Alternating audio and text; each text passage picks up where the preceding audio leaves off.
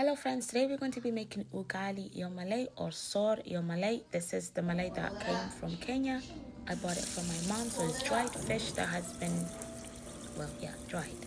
Right now I'm just washing the fish, like removing any excess dirt and stuff like that. I am going to pre-cook this before I fully cook it.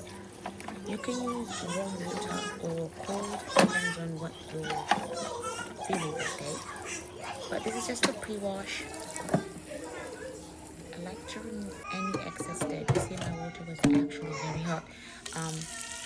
That's the pot. I'm going to fill it with water, breaking down the fish. After that, I'm going to put this on the stove and let it cook. So anything, if there's any bugs, and 9 times out of 10, the fish that my mom brings, there have been no bugs in it. But I like to do this pre-cooking. Everyone does this, I believe.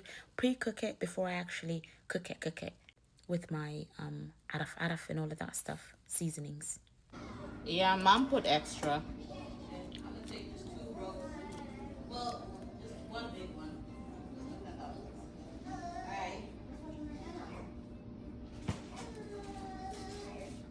So I do this pre-cooking for about 30 minutes. It basically really cooks it, and I make sure there's nothing in there. As you can see, the water is pretty clean. Generally the bugs would be, and this is like the food bugs, I don't know what the name of it is called in English, but like there'll be some inside the meats and stuff like that. By doing this before you actually cook and just eat it like that directly, you are eliminating those bugs to come out, and you're going to wash it after you're done doing this, which you're going to see me do. Once I remove it from the stove, I'm going to strain it. Then once I strain, I'm going to wash it again with warm water.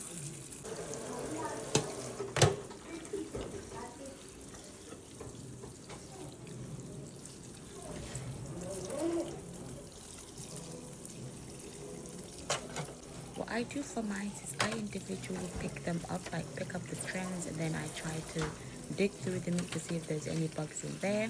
As you see me digging through there, then open it up.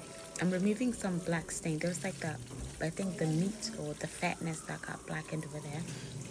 I'm gonna remove that black thing essentially. After I'm done doing that, I'm gonna go ahead now, I'm gonna actually do the seasonings now. When I was doing the pre-cooking, I only put salt in there, oil, scotch bonnet, onions, and any other seasonings that you would prefer.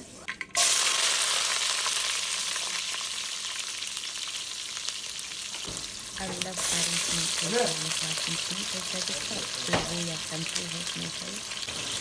I didn't add any water, and I'm just going to let the tomato and the oil simmer together.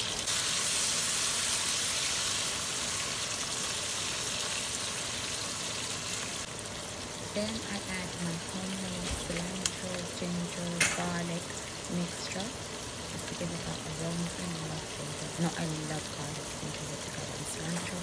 Chef's kiss. Then you're going to put the lid on, let that simmer for about 5 to 10 minutes or until you feel like the tomatoes are ready.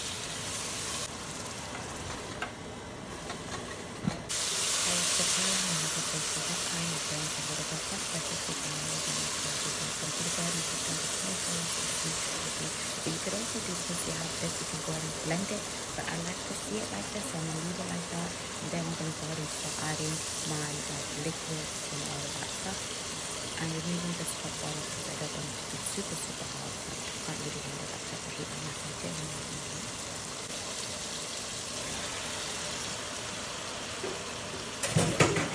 Go ahead, dump your fish that's already pretty much cooked onto the pot.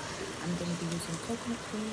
You can also use heavy whipping cream, but that becomes to be very not oily, but very thick. So I like this coconut cream, this brand, especially when I'm using it for like cooking and rice. This is my new favorite brand. So I'm going to put this. I'm going to add a little bit of water in here, and then I'm going to let this simmer for about 10 to 15 minutes, just to kind of let all the flavors ooze in and mix together.